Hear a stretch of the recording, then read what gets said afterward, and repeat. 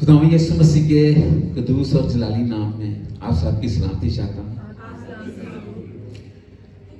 खुदावंद का शुक्र हो कि उसने हम सबको आज एक और मौका बख्शा कि उसके घर में आकर उसकी परस्तश, इबादत, तमजीद उसे सीधा कर सकें, क्योंकि वही सजदे के लायक है। और मैं अपने आप के लिए शुक्र करता हूँ कि उसने मुझे सेहत, तंदुरुस्ती दी कि मैं आप लोगों के साथ मिलकर उसके कलाम को सीख सकूं।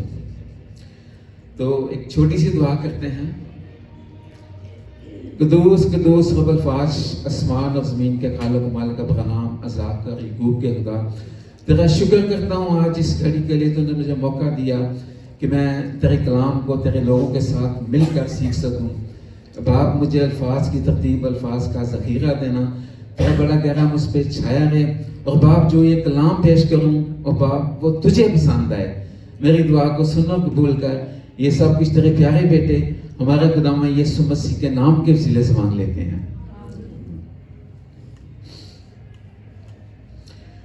जैसा कि आप सब लोग जानते हैं कि आज से हमारे जो 4 इतवार क्रिसमस के पहले तैयारी के हैं वो शुरू हो चुके हैं, और आज एडवेंट का पहला इतवार है जिसमें हम अपने आप को खुदावंद के लिए, उसकी आमद के लिए तैयार करेंगे। और आज हम देखेंगे जो एडवेंट है उसका क्या मतलब है। एडवेंट का मतलब है आमद, ज़ाहिर होना, दाखिल होना वगैरह। और अगर हम लातीनी में देखें तो उसमें एडवेंटस, जिसका मतलब है आ रहा है, हु इज कमिंग, कौन आ रहा है। आप सब लोग जानते हैं कि आज अब से 4 इतवार बाद हमारे मसीहा, हमारे खुदावंद यीशु मसीह का यौम वलादत, क्रिसमस या बड़ा दिन आ रहा है। बड़ा दिन को जोग्राफियाई लिहाज से एक छोटा दिन है, लेकिन अगर उसकी माहियत को जाने, उस पर गौर करें तो ये एक बहुत बड़ा दिन है। सारी दुनिया के निजात दहिंदा की आमद का दिन है। इस लिहाज से ये बहुत बड़ा दिन है। और हम देखते हैं कि 1 माह पहले ही से इसके आमद को वेलकम करने के लिए सारी दुनिया में तैयारियां शुरू हो जाती हैं। बड़े बड़े शॉपिंग मॉल्स सज जाते हैं, बड़ी बड़ी स्ट्रीट्स, गलियों में आराइश की जाती है, और क्रिसमस ट्री सब जगह बड़े बड़े मकामात पर लगा दिए जाते हैं। तो आजकल तो हमारे मुल्क में भी जो निजी और सरकारी बड़ी इमारत हैं उनमें क्रिसमस ट्री लगा दिए जाते हैं, जो खुदावंद यीशु मसीह की अज़मत और जलाल को जाहिर करते हैं। और हम देखते हैं कि दूसरे ममालिक में तो बड़ी सेल्स लगा जाती हैं कि जो लोग इसको अफोर्ड नहीं कर सकते वो भी इस बड़े दिन की खुशियों में शामिल हों। और भारत जो एक सेकुलर कंट्री है, उसमें भी हमने टीवी वगैरह हम देखते हैं कि पूरे 1 माह से उसमें उसकी तैयारी को, उसको सेलिब्रेट किया जाता है।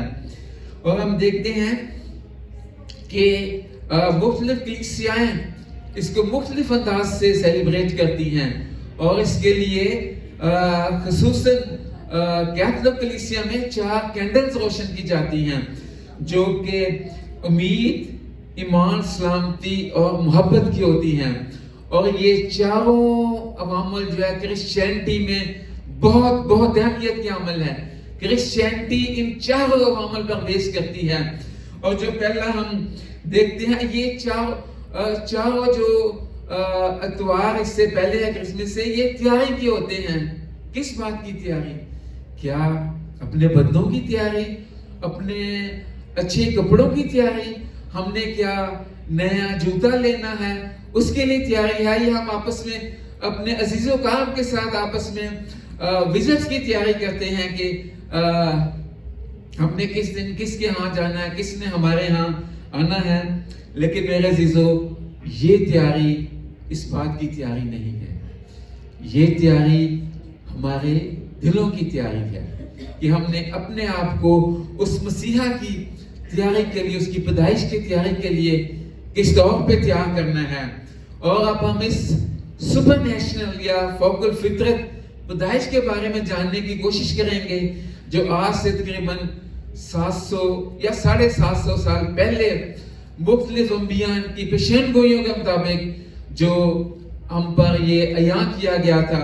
اگر ہم عیسائی نبی کے صحیفے میں دیکھیں تو اس کے 7 باب 14ویں آیت میں لکھا ہے کہ دیکھو ایک کنواری حاملہ ہوگی اور وہ بیٹا جنے گی، اس کا نام ایمینویل رکھیں گے، جس کا مطلب ہے خدا ہمارے ساتھ۔ گو اس وقت اس بات کو شاید کس اینگل سے لیا گیا ہو کہ ایک کنواری حاملہ ہوگی، لیکن یہ ایک حقیقت تھی جو 750 یا 700 سال بعد اس کا ظہور ہوتا ہے۔ پھر ہم یہ سایہ 11 باب اس کی پہلی آیت میں بھی دیکھتے ہیں، وہاں پہ بھی لکھا ہے کہ یسی کے تنے سے ایک کونپل نکلے گی اور اس کی جڑوں کی شاخ برابر ہوگی۔ یسی داؤد کا باپ تھا، اس کے داؤد یسوع مسیح جو بے شک اس کے گھرانے سے تھا، اس کی نسل سے تھا، ہم ابن داؤد کہتے ہیں، بے شک اس کا بیٹا نہیں تھا لیکن اس کی نسل سے تھا، اس لیے اس کو ابن داؤد بھی کہا جاتا ہے۔ اور نئے عہد نامے میں ہم دیکھتے ہیں کہ متی رسول کی معرفت لکھی گئی انجیل اور لوکا رسول کی معرفت لکھی گئی انجیل، ان تینوں اناجیل میں اس کا ذکر ہے، اس کی پیدائش کا ذکر ہے کہ کس دور سے وہ ماں سے وجود میں آتا ہے، کیسے وہ جنم لیتا ہے۔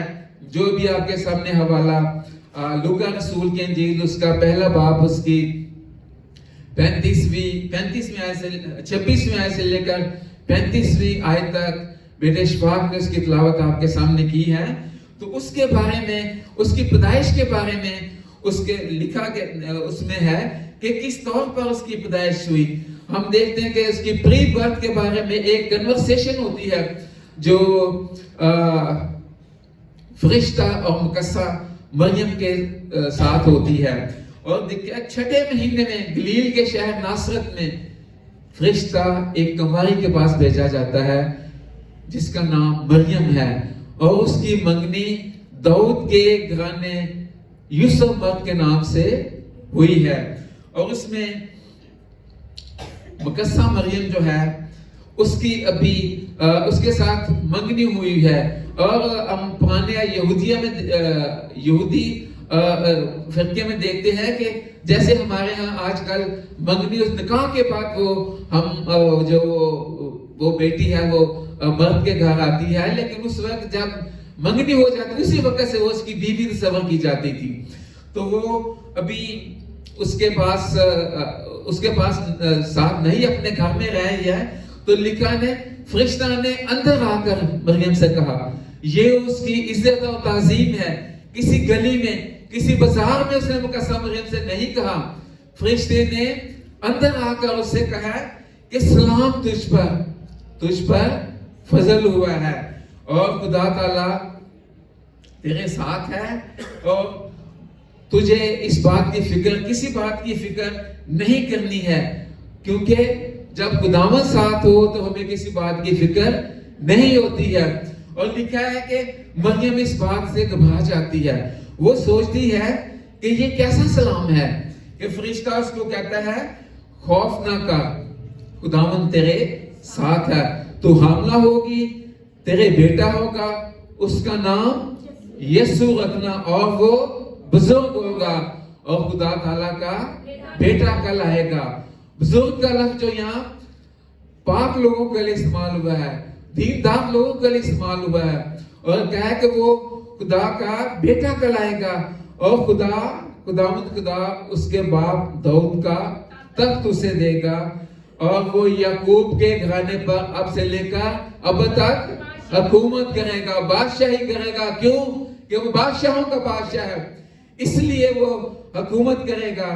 میرے عزیزو، مقدسہ مریم کو جب یہ بات کہی جاتی ہے تو اس کے لیے پریشان ہونا ایک لازمی امر ہے۔ جب ایک ورجن سے کہا جائے کہ you should be pregnant, definitely it will be very shameful to her as well as in the society of that time. اس وقت کی جو معاشرہ تھا اس کے لیے میں بھی ایک بڑی बुरी, एक बड़ी गलत बात थी, एक मायूब बात थी कि एक कुंवारी हमला होगी। और जैसा कि आजकल भी एक कुंवारी का हमला होना एक मायूब बात समझी जाती है, गैर शरई बात समझी जाती है, तो उस वक्त तो ये बहुत बहुत ये एक इसके लिए एक कड़ी सजा थी। और एक इंसानी पैदाइश के लिए एक मेल और फीमेल का इंटरेक्शन जरूरी है। ये एक नेचुरल प्रोसेस है, इसके बगैर कोई पैदाइश नहीं हो सकती।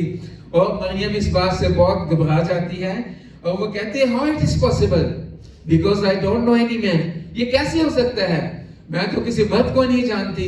तो फरिश्ता कहता है कि रूह कुद्स उस पर नाज़िल होगा। मेरे अज़ीज़, जब रूह कुद्स नाज़िल होता है तो कुव्वत मिलती है।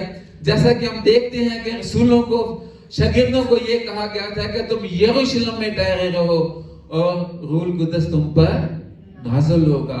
जब रूह कुद्स नाज़िल होता है तो उस वक्त कुव्वत मिलती है। कौन सी कुव्वत? जिस्मानी कुव्वत नहीं, रूहानी कुव्वत, रूहानी कुव्वत मिलती है। और इससे और रूह कुद्स में लोग भर जाते हैं। आप देखते हैं कि जब रसूलों पर रूह कुद्स नाज़िल होता है तो कैसी कुव्वत मिलती है, किस दौर से वो खुदा की तारीफ और उसकी हम्दो सना, उसकी बिशारत के काम को देने लगते हैं। और मरियम जब ये सारी बातें हो सकती हैं तो मरियम फरिश्ता से कहती है, देख मैं खुदावंद की बंदी हूं, मेरे लिए तेरे कॉल के मुआफिक हो, जिस तरह तूने कहा है वैसा ही मेरे लिए हो। और इसके बाद लिखा है कि फरिश्ता मरियम के पास से चला जाता है। जब कस्सा मरियम रूह कुद्स की कुदरत से हमला पाई जाती है तो फर्स्ट ऑफ ऑल उसका क्या रिएक्शन होता है कि यूसुफ जो उसका शोहर है, वो उसके पास ये बात पहुंचती है तो वो रास्तबाज शख्स है, वो मुकस्सा मरियम को बदनाम नहीं करना चाहता कि वो ये कहकर इसको छोड़ दे कि देखो ये तो शादी से पहले हमला हो गई है। नहीं, वो चुपके से अपने दिल में ये इरादा करता है कि मैं चुपके से छोड़ देता हूं, मैं इसे बदनाम नहीं करता हूं। लेकिन क्या होता है कि खुदावंद का फरिश्ता ख्वाब में आकर उसको कहता है कि ऐ यूसुफ, अपने आप में ना घबरा, इसको अपने आप से अपने घर ले आने से ना डर, क्योंकि जो उसके पेट में है वो खुदा की तरफ से है, वो मौलूदे मुकद्दस खुदा ताला का बेटा कहलाएगा, तो उसे अपने पास ले आने से ना डर। और क्या होता है कि ख्वाब में यूसुफ जाग कर वो ऐसा ही करता है और उसको अपने यहाँ ले आता है, अपने घर ले आता है। और किताब मुकद्दस में लिखा है कि उसने उस वक्त तक उसको ना जाना जब तक कि उसका बेटा ना पैदा हुआ। अब हम यहाँ देखते हैं कि पैदाइश का जो अमल है वो किस तौर से, वो प्रोसेस किस तौर पर मुकम्मल होता है, किस तौर पर वो इसको तैयारी के लिए तैयार करते हैं। जैसा कि आजकल हमारे माशरे में भी हम देखते हैं कि मरदमशुमारी होती है। उस वक्त भी कैसर अगस्तस के जमाने में पहली इसम नवीसी हुई जो कोरनीस, जो सूरिया के हाकिम कोरनीस के जमाने में मुकम्मल हुई। और यूसुफ भी अपनी बीवी मरियम को लेकर गलील के शहर नासरत से दाऊद के शहर बैतलहम को गया क्योंकि वो दाऊद के घराने से था और यहूदिया की नस्ल से था, यहूदिया के कबीले से था, इसलिए उसको यहूदा का बबशेर भी कहते हैं। और लिखा है कि जब वो सराय में गया तो उसके ठहरने की सराय में जगह नहीं थी और उसकी वज़ाए हमल का वक्त आ गया, उसकी डिलीवरी का वक्त आ गया, उसकी पैदाइश हुई एक चरनी में हुई। और यहाँ ये बात काबिले जिक्र है कि वहाँ लिखा हुआ है कि उसका खुदा उसके बाद दाऊद का तख्त उसे देगा। आजकल के जमाने में जब जंगें होती हैं तो सिविल सोसाइटी को निशाना नहीं बनाया जाता, लेकिन उस वक्त जो है सारी دنیا کو سارے جانداروں کو دیکھ کر دیا جاتا, انہیں قتل کر دیا جاتا, امارات کو ڈھا دی جاتی, انہیں آگ لگا دی جاتی تھی. اور جیسا کہ ہیکل کو بھی کیا گیا, تو اس وقت ساری یہ جو زمانے کی شکست اور ریگ سے یہ کبھی اس وقت پر اس جگہ پر داؤد کا تخت ہوا کرتا تھا.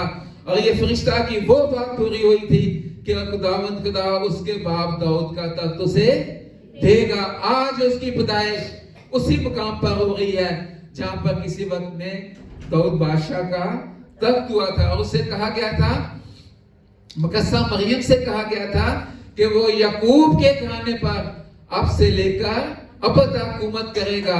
اور ہم دیکھتے ہیں کہ وہ بادشاہوں کا بادشاہ ہے, وہ یعقوب کے گھرانے پر اس کی بادشاہت کام ہے. آج کا دنیاوی بادشاہیں دیکھیں وہ وقتی ہے, وقتی بادشاہت ہیں ہم. ایون کہ ایسٹ انڈیا کمپنی نے 100 سال یہاں پر حکومت کی. وہ کہتے ہیں کہ ہماری بادشاہی کا سورج کبھی غروب نہیں ہوتا ہے, لیکن وہ بھی ختم ہوگی. آج عرب ممالک میں دنیا کی بادشاہی بھی ختم ہو رہی ہے, لیکن ایک بادشاہ جو میرے یسوع کی ہے وہ اب تک قائم ہے, وہ کبھی ختم نہیں ہوگی, کیونکہ وہ بادشاہوں کا بادشاہ ہے. میرے عزیزو, یسوع مسیح ہماری خاطر غریب ہوا. وہ غریب نہیں تھا, وہ اس کا باپ ایک کارپینٹر تھا, اور اس وقت وہ ایک اعلیٰ درجے کا کارپینٹر تھا, اور بڑی بڑی عمارات وہ بنایا کرتا تھا. اس نے ہماری خاطر, زمانے کے رد کیے ہوئے لوگوں کی خاطر اپنے آپ کو پست کر دیا. اگر ہم فلپیوں 2 باب اس کی 8ویں سے 6 آیت میں دیکھیں تو اس میں لکھا ہے, اس نے اگرچہ خدا کی صورت میں تھا, خدا کے برابر ہونے کو قبضہ میں رکھنے کی چیز نہ سمجھا, بلکہ اپنے آپ کو خالی کر دیا اور خادم کی ایک صورت اختیار کی, اور انسانوں کے مشابہ ہو گیا. وہ ہمارے ساتھ رہا.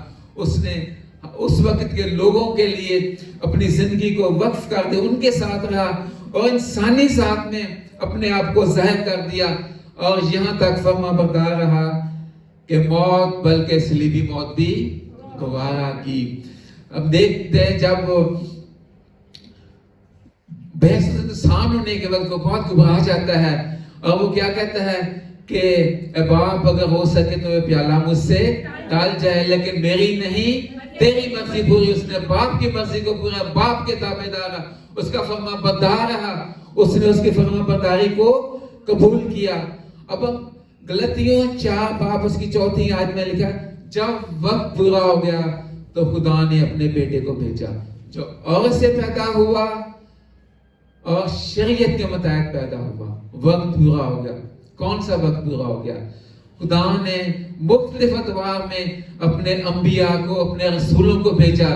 جب کوئی بھی دنیا کو نجات دینے کے قابل نہ ہوا, وقت پورا ہو گیا, تو خدا کے نزدیک یہ وقت پورا ہو گیا, اس نے مناسب سمجھا تو اس نے اپنے بیٹے کو بھیجا, جو اور سے پیدا, ہم دیکھتے ہیں مقدسہ مریم سے پیدا ہوا اور شریعت کے مطابق پیدا ہوا.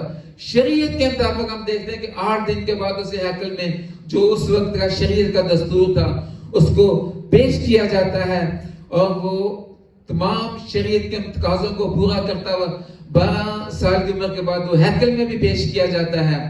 اس وقت کے یہودی دستور کے مطابق اس نے شریعت کے تمام تقاضوں کو پورا کیا.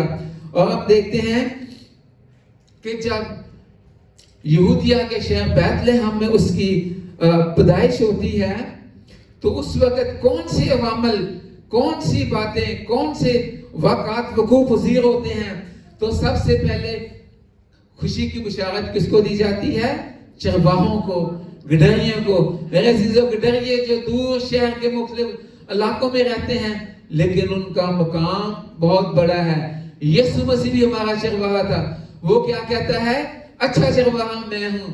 داؤد نبی بھی بہت بڑا ایک چرواہا تھا. موسیٰ کی مثال ہے. موسیٰ بھی اپنے قصر یترو کی جو مدیان کا کہن تھا اس کی بھیڑ بکریاں چرایا کرتا تھا, اور جس وقت اس نے خدا نے اسے چنا اس وقت بھی اپنے قصر کی بھیڑ بکریاں چروا رہا تھا. اور ہم دیکھتے ہیں کہ اس میں مجوسیوں کا بہت بڑا کردار ہے. मजूसी जो पूरब से बहुत वो सितारों के आलम है, उसका अपने इल्म के जरिए वो देखते हैं, वो उसकी रहनुमाई में चलते हैं, वो आके सजदा करते हैं और वो 3 तोहफे क्या पेश करते हैं? सोना, मुर्ग और लुबान। ये खुदावंद यीशु मसीह की जिंदगी के अहम किरदार हैं। उसकी किरदार में बहुत अहमियत की हामिल है। सोना खुदावंद यीशु मसीह की बादशाहत को जाहिर करता है, मुर्ग उसकी मौत को जाहिर करता है और लुबान उसके काहिन होने को जाहिर करता है। मेरे अजीजों, किताब मुकद्दस खुदावंद यीशु मसीह को बैक वक्त एक बादशाह, एक नबी, एक काहिन होने के तौर पर पेश करती है। ये तीनों उसको लक़ब दिए जाते हैं। ये मजूसियों ने उसको सजदा करने के वक्त ये तोहफे पेश किए। आज हम जब चरनी में उसको सजदा करने आएंगे, हमारे पास क्या तोहफे है? हम कौन से तोहफे लेकर आएंगे कि हम उसको सजदा करें? मेरे अजीजों, खुदावंद को इन मादी तोहफे की, इन गिफ्ट की जरूरत नहीं है। वो कहता है मेरे साथ आओ, रूह के फलों के साथ आओ। रूह के फल कौन से हैं? मोहब्बत, इत्मीनान, खुशी, तसल्ली, नेकी, ईमानदारी। इन रूह के फलों के पास हमने खुदावंद को सजदा करने आना है और खुदावंद के जो हमारे इन रूह के फलों को कबूल करेगा, वो तभी हम उसके हुजूर मकबूल ठहरेंगे कि जब हम उसके पास इन फलों के साथ आएंगे। क्योंकि खुदा हमसे प्यार करता है और वो कहता है कि तुम जैसे मैंने तुमसे मोहब्बत रखी, तुम भी मेरे एक दूसरे के साथ मोहब्बत रखो। कैसी मोहब्बत उसने रखी? अगर हम यूहन्ना 3 बाब उसकी 16वीं आयत में क्या लिखा है? खुदा ने दुनिया से ऐसी मोहब्बत रखी कि उसने अपना इकलौता बेटा बख्श दिया ताकि जो कोई इस पर ईमान लाए हलाक ना हो बल्कि हमेशा की जिंदगी पाए। इस तरीके से हमने खुदा के साथ मोहब्बत रखनी है, खुदा को सजदा करना है। सजदा करने जब हमने जाना है तो हमारी आपस का दिल साफ होना चाहिए, बहन भाइयों के साथ हमारी नाराजगियां नहीं होना चाहिए, एक दूसरे के साथ हमारे दिलों में कदूरत नहीं रखनी चाहिए। पाक दिल के पास उसके साथ जाना है और वो एक दूसरे को माफ करना है। मेरे से आजकल के दौर में माफ करना सबसे मुश्किल समझा जाता है, लेकिन मेरे मसीहा, मेरे निजात दहिंदा ने जो उस पर इतना जुल्म कर रहे थे, उसे तकलीफ, उसने क्या कहा? ऐ बाप इनको माफ कर, ये जानते नहीं कि क्या करते हैं। अगर हमने इसकी तालीमात पर अमल करना है तो इन बातों को हमने अपना कर उसके पास जाना है ताकि हम भी उसके हुजूर मकबूल ठहरें। आमद, ये जो आमद है इसका मकसद क्या है? हर बात का एक मकसद होता है। इसका मकसद है सबसे पहले इन पशीन गोइयों का पूरा होना।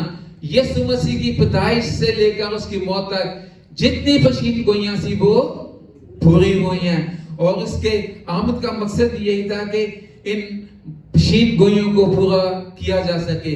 और सबसे बड़ा जो बागे अदन में गुनाह हो चुका था, उस गुनाह को दूर करने के लिए, वो गुनाह जो नस्ल इंसानी में साइद कर चुका था, खुदा नहीं चाहता था कि हम और जितनी कायनात सारे इस गुनाह के अंडर हैं। खुदा ने इसको दूर करने के लिए एक बेऐब बरे की जरूरत थी और वो बेऐब बरा कौन था? उसका बेटा जिसमें कोई गुनाह नहीं था, जो अज़ल से ज़बा किया हुआ बुरा था। उसकी जरूरत थी कि वो आए और इस दुनिया को, इसको निजात दे। और निजात देने के लिए भी, सारी दुनिया को निजात देने के लिए किसकी जरूरत थी? बरे की। मेरे अजीजों, पहली शमा जो उम्मीद की रोशन की गई है, हमारी उम्मीद कौन सी है? हमारी उम्मीद है उसकी आमदे सानी, second coming of Jesus Christ. ये जो आजकल हम मना रहे हैं मेरे अजीजों, ये तो हर साल हम मनाते हैं, लेकिन हमें एक उस आमद के लिए अपने आप को तैयार करना है जो एक ही दफा आएगी। यीशु मसीह जिसने बैतलहम में पैदाइश ली। बैतलहम का मतलब क्या है? रोटी का घर। यीशु मसीह रोटी के घर में पैदाइश लेकर जिंदगी की रोटी बन गया। वो कहता है जिंदगी की रोटी मैं हूं, जो मुझ में खाएगा वो कभी प्यासा ना रहेगा, कभी भूखा ना रहेगा। जो मुझ पर ईमान लाएगा वो कभी प्यासा ना होगा। میرے عزیزو ہماری تیاری کیا ہے سیکنڈ کمنگ کے لیے؟ کیا لکھا ہوا ہے کہ جب وہ آئے گا تو سب سے پہلے وہ مردے جو مسیح میں ہوئے ہیں وہ جو ہی اٹھیں گے. اس بات کی خوش فہمی نہیں رہنا چاہیے. وہ مردے جو مسیح میں ہوئے ہیں جنہوں نے اپنے جامع برے کے لوگ سے دور رکھے ہیں, جو خداوند کی تعلیمات پر چلتے رہے ہیں, جنہوں نے اس پہ حکموں پر عمل کیا ہے, وہی پادہ میں اڑ کر اس کا استقبال کریں گے.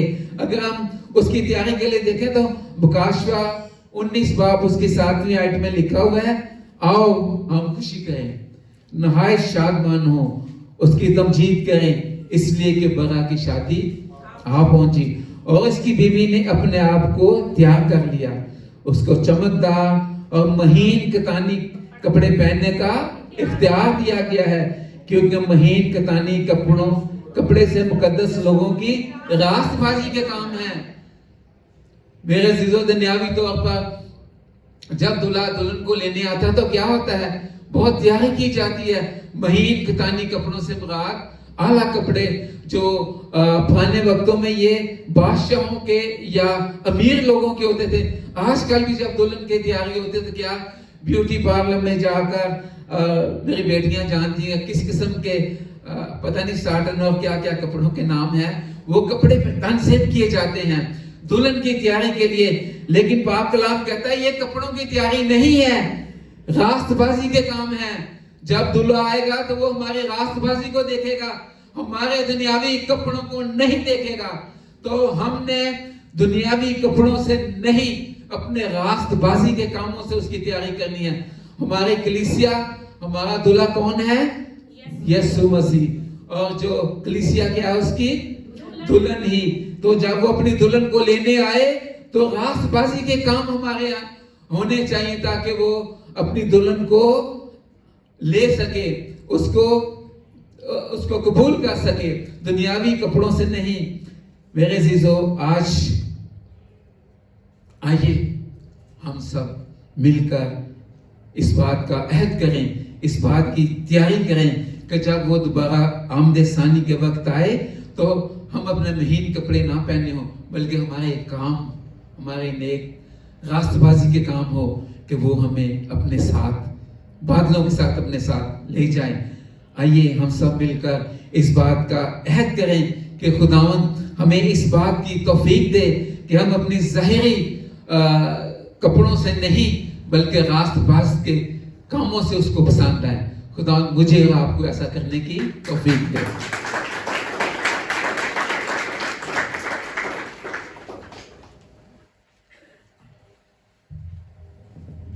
خوبصورت کلام کے لیے اور خدا کے خادم کے لیے ایک دفعہ پھر سے زوردار تعلیمات.